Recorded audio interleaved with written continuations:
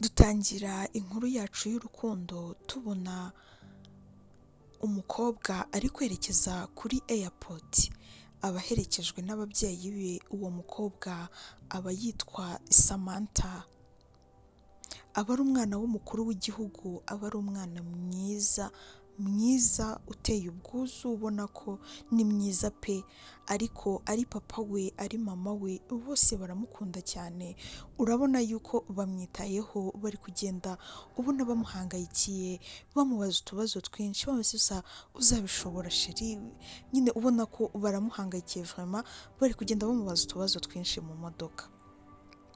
Ubwo imbere n'inyuma y'imodoka yabo haba hagiye hari aba bodyguard bamwe na bamwe bagenda bacunga umutekano we nk'umwana w'igihugu.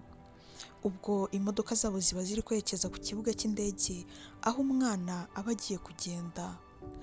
Tubona bageze ku kibuga cy'indege bakavamo, bose haba haje n'abandi bafamiliye babo ariko bakeya, ubona ko barakomeye, bose ni abantu bo mu ngagari. Baramukobera cyane bakamubwira ati Sandra mwana wacu uzagira amasomo meza. Kumbi Sandra aba agiye kwiga, baba bamwohereje mu kigo cyiza kiba muri Amerika, aba ariho agiye gukomereza amashuri ye yisumbuye. Sandra ararira cyane akavuga ati mama nzakumbura keya zawe, nzakumbura buri kimwe cyawe cyose. Barahoberana bose bakarira, ubona ko barishimiranye cyane, nabo gutandukana ntabwo babyifuzaga, ariko kubw'umunezero w'umwana wabo ndetse n'ejo hazaza he bagombaga kumureka akagenda. Yahobeye papa we, barangije baramuherekeza, ubwo bodyguard be baramwinjiza bakamugeza aho abandi bafatira, agahita agenda akihuta akajya mu ndege, bakamuherekeza abagiye kwicara muri VIP. Ubwo ababyeyi be basubira inyuma, ubuzima bwa Samantha bugakomereza muri Amerika. Abagiye mu gihugu cyiza kandi abagiye kuhakura ubumenyi bumwe, abagiye kwiga mu kigo cyiza pe. Ubwo ngubwo Samantha aragenda akagerayo, akigera ku kibuga cy'indege muri Amerika bahita baza kumwakira byihuse nk'umwana ukomeye. Baraza bakamwakira n'imodoka n'indabyo nyinshi ndetse n'izindi nshuti ze zibayo. Baragenda bagahita bamujyana ahantu kuri apartment, ahantu azajya aba heza cyane, bakamwinjirizamo amavalize ye. Aba bodyguard nk'undi nk'ibisanzwe nawe yabasanzeyo, bazajya bakomeza bagakurikirana umutekano we uko iminsi igenda yicuma. Baje kugenda bajya kumushyira mu kindi kigo, icyo kigo yari kujya kwigamo, bagenzi be baramuherekeza, aragenda ariyandikisha, areba ibintu byose n'ibyo basaba kugira ngo agende abishakishe, kugira ngo agende akomeze ashakishe ibyo bintu byose bamusaba. Yarabirebye abona nta nubwo ari ibintu byinshi, kuko of course yari afite amafaranga, iwabo bari bayafite ahagije. Yahise agenda ahita ajya muri market, ahantu arashopinga, agura utuntu tumwe na tumwe, arangije aritahira. Aragenda, ubuzima bubanza kumucangaho kuko yaramenyereye ko ibintu byose babimukorera mu rugo. Hashize nk'iminsi itagera muri 3 yagiye kwiga. Ageze mu ishuri, abanyeshuri bagenzi be baramwakira. Ntabwo ari we mwirabura wenyine wari ugiye kwiga muri iryo shuri, hari harimo n'abandi birabura benshi, abahungu beza cyane, abakobwa ndetse n'abazungu. Barize baramwakira nk'ibisanzwe, ntabwo iryo shuri ryabo ryabagamo racism. Abanyeshuri bagenzi be baramwishimiye cyane, bahita bamuha icyicaro, baranamwereka ibintu byose, ubundi baratangira bariga. Barize, iminsi iricuma, ibihe biricuma, amezi aricuma, ariko Samantha agenda amenyera icyo kigo ndetse agenda agira n'izindi nshuti zigiye zitandukanye muri icyo kigo. Hari harimo couple nziza ya Sandra ndetse na James. James yari umuhungu mwiza, muremure w'ibigango, ubona ko ni mwiza vraiment pe, ni mwiza, afite imibiri yombi, afite inyinya, araseka neza, afite agashinya k'umukara, urabona ko afite ituza, nyine araremetse bon. Wa muntu uvuga ati, ubona ukavuga ati wawu. Afite umusheri we ari we mu girlfriend we ari we witwaga Sandra. Bari abantu bazwi mu kigo, ari abantu bazwiho ko ari abantu bakundana kandi barakundanaga bigaragara. Ubwo ngubwo bari abahanga nubwo bagendanaga kandi banakundana. Umuyobozi w'ikigo yaje kubahamagara arababwira ati, mwakwihanganye mugafasha uriya mwana witwa Samantha ko ndi kubona bitari kugenda neza mu ishuri, ahari menya atari adapta neza muri curriculum muri kwigamo se, cyangwa uburyo mwebwe muri kwigamo butandukanye n'ubwo yigagamo. Baramwikirije bambwira ati nta kibazo rwose tuzagenda tumufashe. Bwarije hashira nk'iminsi, ubwo batangiye kuzajya bamuzana muri groupe bakigana, bagenda bamumenyereza gake gake, ari nako nawe ubwenge bugenda bwiyongera n'amanota akiyongera, ubona ko bya bintu biri gutanga umusaruro pe. Bakomeje kwiga muri ubwo buryo, bagenda baba inshuti, rimwe na rimwe bagasohokana, ubona ko ari ibintu byiza kandi bishimishije. Gusa Samantha nta couple yagiraga, yagendaga wenyine, ariko Sandra na James aribo bantu bakundana, ubona ko birashimishije. Hari igihe cyagiraga Samantha bakamusiga wenyine, bo bakigendera, Samantha nawe akajya gushaka izindi nshuti ze zisanzwe z'abakobwa, akaba arizo baba bari kumwe. Ubwo ngubwo bakomeje kwiga icyiciro cya mbere barakirangiza. Bakirangije Samantha ubona ko yatsinze, ameze neza, nta kibazo na kimwe afite. Barakomeje bariga bajya mu cyiciro cya kabiri. Bagombaga kwiga ibyiciro bigera muri 3 byose. Barabyize, biga icyiciro cya kabiri, bagenda bafashanya muri ubwo buryo. Mbere y'uko icyiciro cya kabiri kirangira, Samantha ari kugenda ahindura imyitwarire, ubona ko ari kugenda areba ukuntu kudasanzwe James. Buri munsi ahora amutumira, akambwira tuze kuza mu rugo, umanikira amarido. Byarananiye kandi nabuze undi muntu uza kumfasha. Mu by'ukuri si uko yarabuze umuntu umufasha, ko yari afite inshuti aho ngaho nyinshi, ariko ntabwo yashakaga kuziteza. James akabwira umukunzi we ari we Sandra, akambwira ati Samantha yantumiye nze kugenda mufashe mu kwestalinga, gutunganya neza inzu ye, nkamumanikira amarido n'ibindi bintu bigoye. Sandra nta kibazo na kimwe yagiraga, yaje kubyemera, arambwira ati nta kibazo, ujye ugenda umufashe, wenda nawe yazageraho akiyumvamo neza bihagije iki gihugu ndetse akaniyadapta bihagije. Ubwo ngubwo James yagiye kugenda, abona ashobora kwirirwayo umunsi wose, bikarangira atabonanye n'umukunzi we Sandra. Yaramubwiye ati ngwino tujyane, ibyo nza gukora basi tube turi kumwe. Sandra yarabyemeye koko aragenda. Byari ibintu bishimishije. Baragenda bamumanikira amarido, baramwinstalla everything, buri kintu cyose barakimushyirira mu nzu.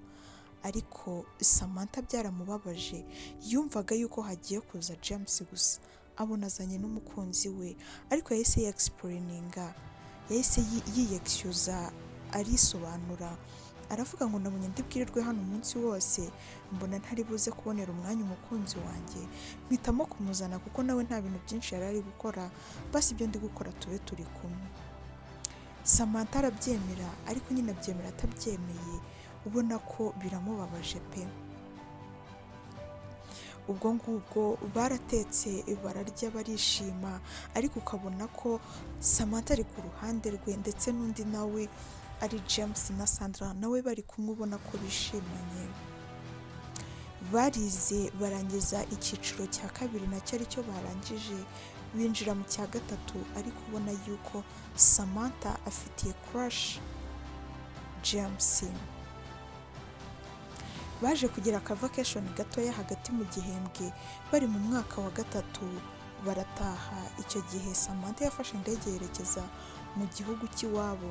Yasanze ku kibuga cy'indege bamutegereje cyane n'urugwiro, ubona ko bamukumbuye. Yageze ku kibuga cy'indege asanga mama we ari imbere. Yarirukanse aramuhobera cyane, aramusomagura, aramubwira ati nari ngukumbuye mama, nanjye nari ngukumbuye mwana wanjye Samantha, wari umeze utiriya, byagenze neza. Ubwo na papa we yahise amuhobera, aba onkle be, basaza be batoya. Byari ibintu ubona ko bishimishije.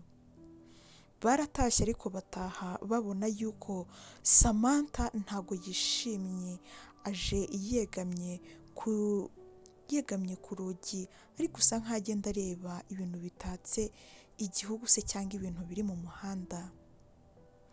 Muri ako kanya tugahita tubona ari gutekereza.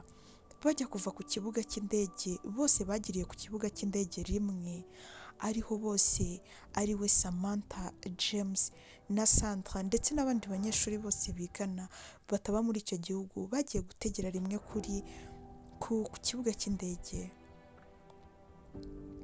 Ubwo bagezeyo, Sandra ndetse na James bagombaga gutaha mu gihugu kimwe nk'icyo Samantha agiye gutahamo, ariko Samantha kubera ko ari umwana urenze w'igihugu, yaje muri VIP. Yego n'abo bana bari abo mu mbyeyi, ari abana bo mu bakire, ariko ntabwo bakundaga kujya muri VIP. Habaga ari ahantu hatuje cyane, iyo bahari bakumva batari comfortable, bakigira ahantu muri public, ahandi bantu bose bahuriramo. Ubwo aho ngaho ntaho bigeze bahurira. Ubwo ngubwo Samantha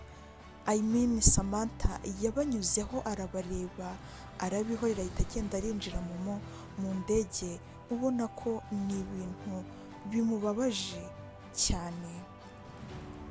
Ubwo ngubwo tugaruke, Samantha baba bamutwaye, mama akamubaza wabaye iki mwana wanjye, akamubwira ati ntacyo. Ubwo baratashye, mu rugo bari bamwiteguye, reka sinakubwira, ubona ibintu byose batetse, bashyashyanye, ari ibintu ubona ko ni ibintu byiza kandi biryoshye, ari ibintu ubona yuko bateguye, bari bamwiteguye bihagije. Samantha yageze ku meza arafungura nk'ibisanzwe, yishimana n'umuryango we, biraryoha. Byari ibintu ubona ko ni sawa pe, ubona ko ni ibintu bitari bisanzwe. Ubwo bakomeje gufungura, baraganira nk'ibisanzwe. Hashize akanya, Samantha yavuye ku meza arahaguruka, arabwira ati mugire ijoro ryiza. Yaragiye aragenda ahita ajya kwiryamira. Mama we yamugiye inyuma, aramubwira ati ariko mwana wanjye, ndabona utameze neza, sinzi ikibazo wagize, wanganiriza. Yarabihoreye, ahita amubwira ati mama sohoka niryamire. Arasohoka koko, ahita akinga hararira, wumva ko ari kurira. Ntibabitindaho, mu gitondo barabyutse, aramubwira ati witunganye tuze kujya gushopinga, tujye no gutembera.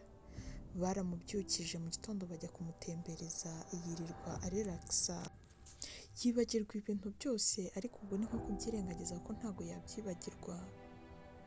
Ubwo ngubwo baramutembereje, bagera ahantu bajya kwicara uko ari batatu, papa we na mama we ndetse nawe. Yashidutse avuga ati mama, hari umuhungu nsigaye nkunda. Ababyeyi barumiwe, ubona ko batangaye, baguye mu kantu, baravuga ati se uwo muntu uramuzi neza? Ni uwa hehe? Twereke ifoto ye. Ubwo yahise abereka agafoto bigeze gufatana umunsi bari bagiye muri park gutembera, bo ari babiri, ariko na Sandra yari ahari, ariko ntabwo bari kumwe muri iyo foto. Ubwo ngubwo arangije ababwira uburyo inkuru yose imeze.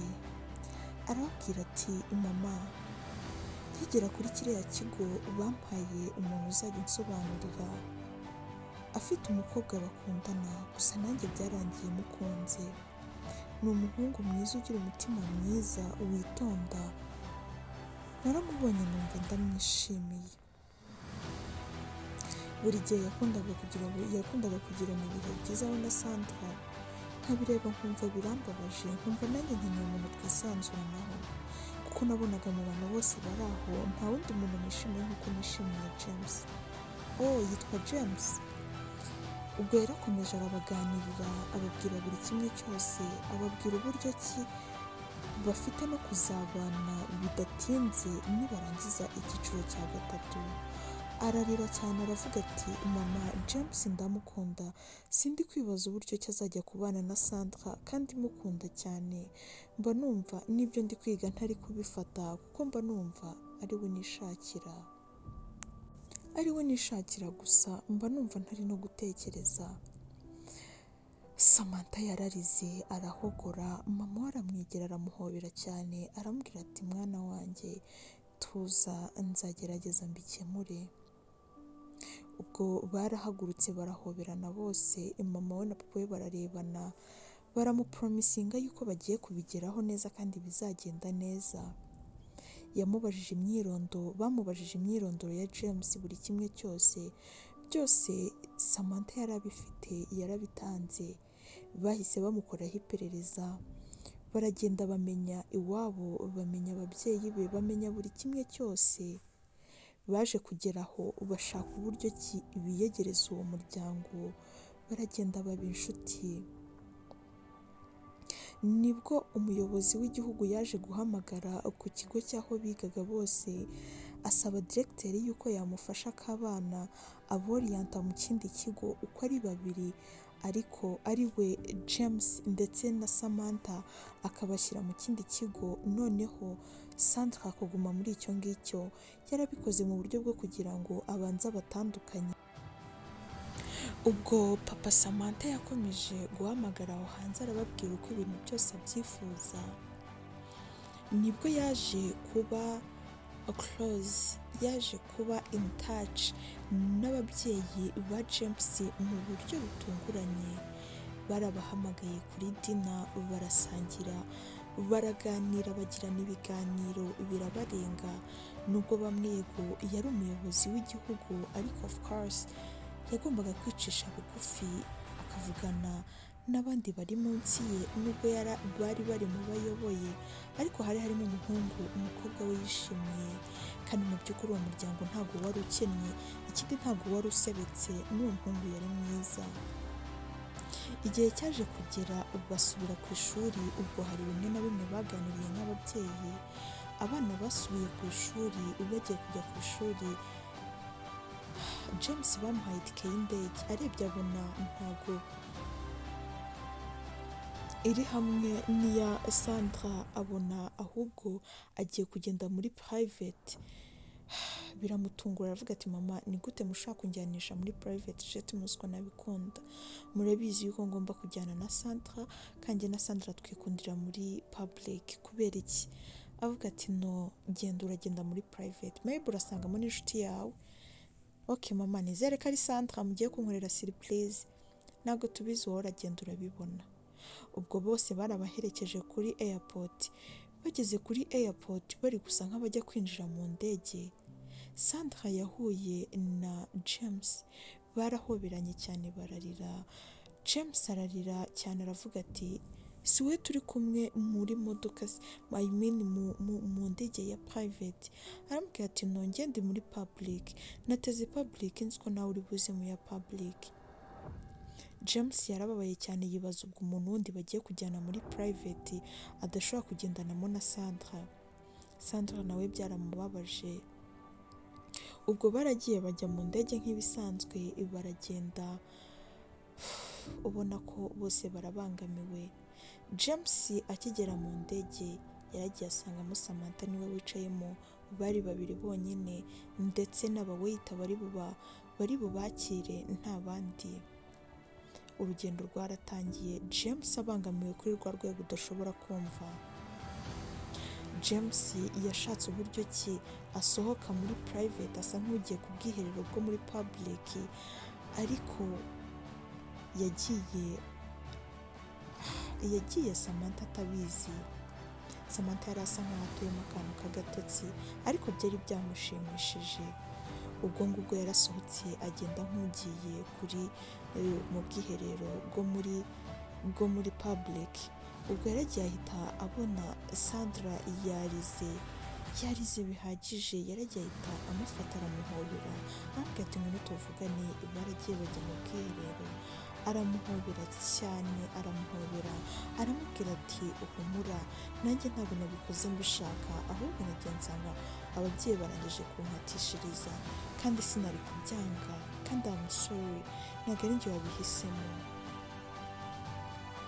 Ubwo urugendo rwarakomeje, bigezemo hagati James kwicara wenyine biramunanira, aragenda afata Sandra amuzana muri private. Amuzanye muri private, Sandra Samantha biramubaza, ambwira se kumuzanyemo kandi hano twagombaga kuba turimo turi babiri. What? Sandra biramutungura, aravuga ati Samantha urimo hano? Gute urimo hano kandi nzi ko James ari wenyine? Ahubwo se wewe huje ute ko tutari tuguteganyamo hano? Mu by'ukuri si uko nta mwanya wari urimo, harimo umwanya ndetse na munini cyane. James arangije areba Samantha aramubwira ati calm down please, uyu nguyu ni girlfriend wanjye. Ubwo Samantha byaramubabaje cyane. Bakomeje urugendo, gusa Samantha yarababaye cyane, yitumiye umuwaita ibiryo ndetse n'icyo kunywa, aririra arananywa, arangije arongera ariryamira, ariko ubona ko arababaye ntabwo yishimye, ariko nta kindi kintu afite cyo kubikoraho. Ubwo girlfriend ari we Sandra yahise aryama mu bituza bya James aregama, barangije bariryamira. Samantha yaje kweguka yicuye, abirebye agenda karamwica ariko aratuza. Baje kugera mu gihugu bagiyemo, babona imodoka zije kubatwara birabacanga. Samantha yinjira mu modoka, arabwira ati mutegereze uriya muhungu, ajya kwigira mu kandi kamodoka we na Sandra, ko yabonaga imodoka zije kubatwara bashaka gutwara undi bakamusiga, bahita bitegera akatagisi barigendera. Bajya mu kigo, bakinjira mu kigo bafashe Sandra gusa we bamusubiza inyuma. Barangije bahita bamuha leta, baramubwira ati bamworiyanse muri iki kigo. Biramutungura, areba uburyo agiye gusiga Sandra biramugora, aravuga ati Sandra nawe wahindukira ukaza tukigana. Akambwira ati no it's fine, genda wige nanjye nige, ariko tuzaturangiza amasomo tuzaduhura.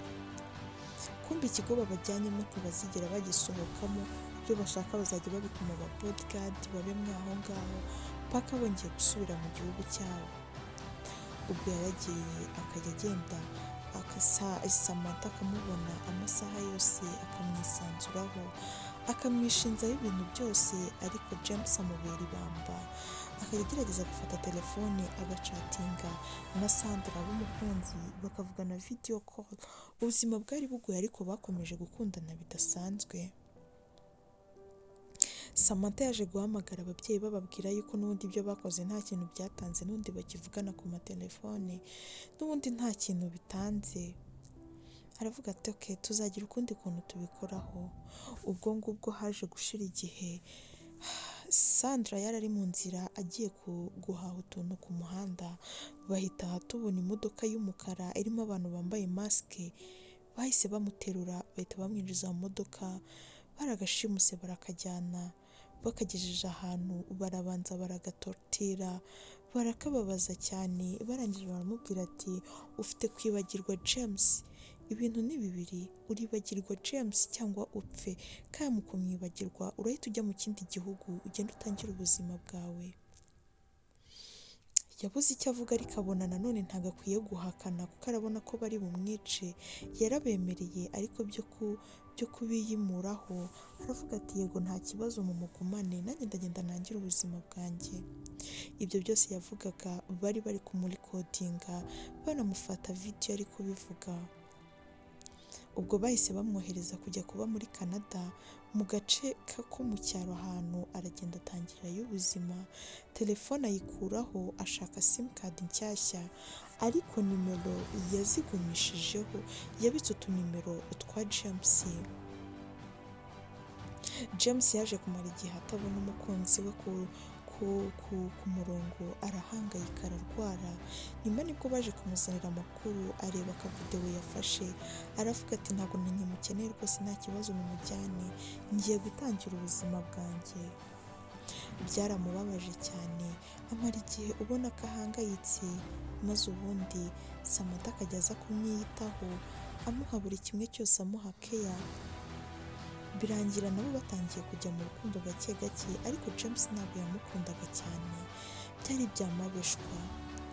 Baje kugera igihe bongera basubira mu gihugu cyabo, baje kubakira bose bari kumwe, barabashyigikira ati muraberanye n'iki, bakomeza kubibahata. Birangira babanye, bakora mariage. Bakoze mariage bitrendinga ku mbuga nkoranyambaga nyinshi, biratinda babona uburyo ki basezeranye bashimishije, wawe bari banaberanye. Ariko ntabwo Samantha yarutaga Sandra. Sandra yarabibonye arababara, abura ikindi kintu yabikoraho. Abona umwana ni umuyobozi w'igihugu, areba ibintu byose byamubayeho, arangije aratuza. Nibwo yaje kubabara cyane, yagiye ashaka akanimero kumwe bafata amamobayiro yo ku muhanda, ahamagara umugabo we, ahamagara boyfriend we ari we James. Arambwira ati se James, kuki wampemukiye ukaba ugiye kubana n'uyu mugore? James yararize cyane, aramubwira ati ndakwinginze, ngiye kuguha aderesi y'ahantu uzi duhure basi nkubwire. Ubwo Sandra byaramubabaje, abanza kwanga, ariko byaje kurangira afashe indege aza muri icyo gihugu bwihishwa, nta muntu ubizi. Bahise bahana aderesi, bahurira ahantu kuri hoteli. Bahuriye ahantu kuri hoteli, arambwira ati duhure kuri hoteli itagize ikintu ivuze, imwe bitanazwi, niyo nziza, niho twaba turi security, kuko izindi hoteli zose birasaba yuko twiyandikamo bakamenya abantu binjiye, ndetse n'amakamera yaho akadukamera, ntabwo twaba dutekanye. Icyo gihe aba bodyguard bashatse kumuherekeza, arabwira ati oya nta kibazo. Yasize asezeye Samantha yishimye yuko yamwegukanye. James yaragiye ajya guhura na Sandra, aramuhobera cyane, aramubwira ati ndagukunda kuruta ibindi bintu byose, nanjye nisanze muri iyi situwasiyo, ariko nta kundi tugomba kuyihanduringa, kuko turamutse tuvuze ngo tugiye kubarwanya, umwe muri twe yapfa kandi nta n'umwe ugomba guhomba undi. Sandra yarabyumvishije, aramuhobera, aramusoma, nawe amubwira ibyo yanyuzemo byose. Bose bararira barababara, barangije bafatira umwanzuro hamwe, baravuga ngo bagiye kuzabyarana.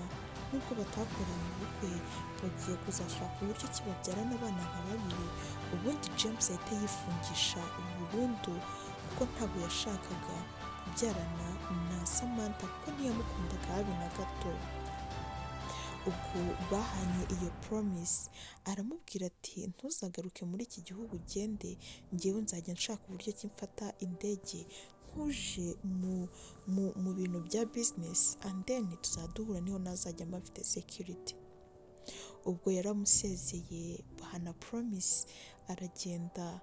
Ubwo ngubwo nibwo Samantha yaje kuganira na James, arambwira ati se tuzabyarana ryari? Arambwira ati tube tubigendesheje gake, basi reka turindire nk'umwaka cyangwa se imyaka 2. Arambwira ati okay, nta kibazo. Ubwo ngubwo baragiye bita ku ma business yabo, ariko Samantha yishimye cyane ko yegukanye umuhungu. Ubwo rimwe nibwo yaje gufata indege, abwira umugore we ari we Samantha, aramubwira ati ngiye mu rugendo rwa business, ariko nyuma y'ukwezi nzaba ngarutse, ntugire ikibazo. Nibwo yagiye agenda muri business, ariko amubwira ko agiye muri Amerika, ntabwo yamubwiye ko agiye muri Canada, kandi of course yafashe indege ijya hehe, ijya muri Amerika. Agezeyo yahise yifatira train, aragenda, yajya agera mu nzira akanaruhuka mpaka ageze muri Canada, nta n'umwe umenye inzira yaciyemo. Yaragiye ajya kureba umukunzi we Sandra, barahoberanye barishima, bahise bajya mu gahanimoni, bagiye kugakorera ahantu mu bwato buri private, babaha icyumba kiri prive cyiza kirimo everything, bashaka n'umuwaiter uzajya ubakorera buri kimwe cyose kandi bamwizera. Baje kwibonera umuwaiter mwiza w'umukecuru w'umwana mwiza ubakunda akazajya bitaho. Bamazemo nk'ibyumweru nka bitatu muri ubwo bwato bibiraho ubuzima bwabo, basetinga uburyo ki bazabana, nubwo yashakanye n'uriya bitazigera bikunda, n'ubundi bazagera aho bagatandukana. Basetinze ubuzima bwabo ari nako bagenda bikurikirana utuntu twabo gake gakeya. Hashize ukwezi yisubirira mu gihugu, umugore warimo aramusuhuza barishima, arambwira ati wari umeze neza? Ati nari meze neza. Ubwo ngubwo hashize nk'amezi abiri, Sandra yagiye abona aratwite. Byari ibintu bishimishije cyane, ubona ko ari ibintu byiza birenze uko bitekereza. Yagiye kwipimisha bamubwira yuko atwite, arishima, ariko baramubwira ati turabona utwite impanga. Yishimye kurushaho kuko yumvaga ashaka yuko babyarana, agahita afungisha James kugira ngo basi bakomeze bikomereza ubuzima bwabo. Bari bashyigikiye igitekerezo cyabo bahanye nkabo ubwabo. Ubwo ngubwo hashize nk'amezi nk'atatu n'igice, nibwo yabonye neza abona atwite triple, abana batatu. Wow, byari byiza cyane.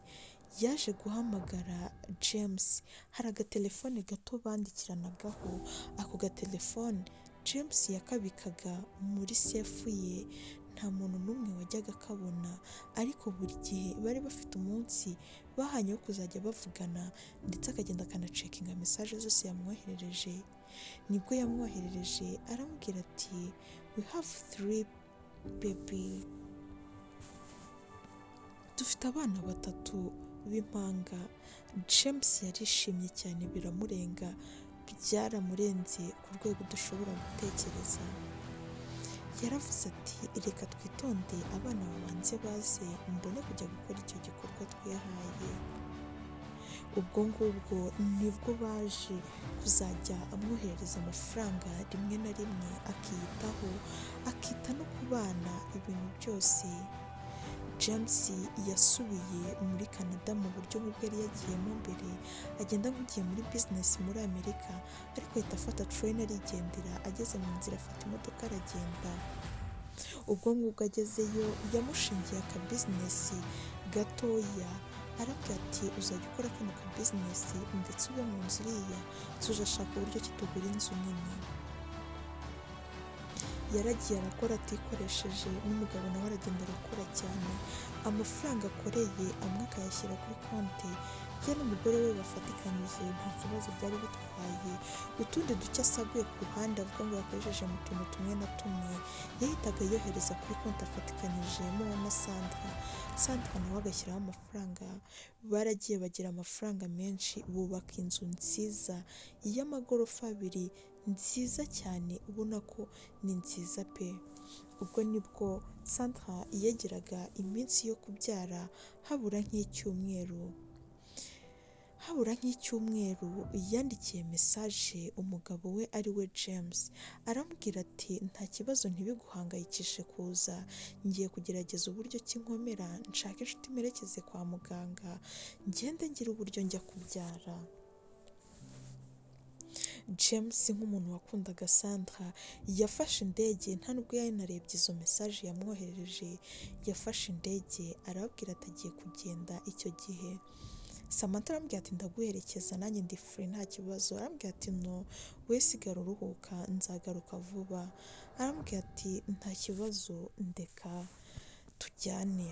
Biba induru ariko birangira Samantha asigaye James aragenda. James yagiye atarwikojeje, ajyana utugifuti, ajyana utwenda tw'umwana, ubona yuko arishimye, n'ibintu bimushimishije cyane. Yagezeyo, yahagenze nk'iminsi nk'ibiri. Yagezeyo ku munsi wa gatatu, umugore we ari kwa muganga, nibwo yahamagaye mushiki we aramubwira ati taha ndamusigaraho. Sandra yabonye James aje, yarishimye cyane, aramubwira ati mukuru urakoze. Ubwo ngubwo barakomeje baramukurikirana. Hashize nk'umunsi n'amasaha nk'atanu, nibwo yaje kubyara, kandi ariko yabyaye bamubaze. Abyara abana 3, abakobwa 2 ndetse n'agahungu kamwe. James yarapfukamye ashimira Imana, arayibwira turakoze cyane, nubwo tuba turi mu bigeragezo tudafite uburyo ki twabyikuramo, ariko uko biri basi nagusabye abana 2 none umpaye 3, kandi mu gihe kitagoranye kitazansaba no kuba nakora andi makosa. Yahise ahamagara umuganga wabyaje umugore we, ntabwo navuga umugore we n'umusheri we ari we Sandra, arambwira ati nanjye ndifuza yuko uhita umfunga, ntabwo nkeneye kongera kubyara. Arambwira ati uri seriye? Arambwira ati yego ndi seriyeze, nta kibazo. Yahise amufunga burundu, ahita ahoberana n'umugore we, bahita bafata abana barataha mu rugo. Baragiye babitaho. James yahagumye igihe gito yabitaho, yita no ku mugore. Yahamaze hafi nk'ukwezi abitaho, yita no ku bana, ahita amushakira n'umuwe tuzajya umufasha. Arambwira ati ngiye kugenda nite ku bindi nzagaruka. Haragiye iminsi iricuma, umwaka urarangira. Sasa cya gihe bavuze ngo bazabyarira cyari kigeze. James kuko yiringiraga yuko n'ubundi atazigera abyara, yumvaga nta kibazo. Bakubise igihe babona ntabwo biri gukunda, bibaza umuntu ufite ikibazo, birabacanga. Byari ibintu bibabaje cyane. Ubwo ngubwo nibwo baje kujya kwa muganga, bagiye gupima, nibwo babona ko ari James ufite ikibazo. Don't forget to subscribe, share and comment. Watch out part 2.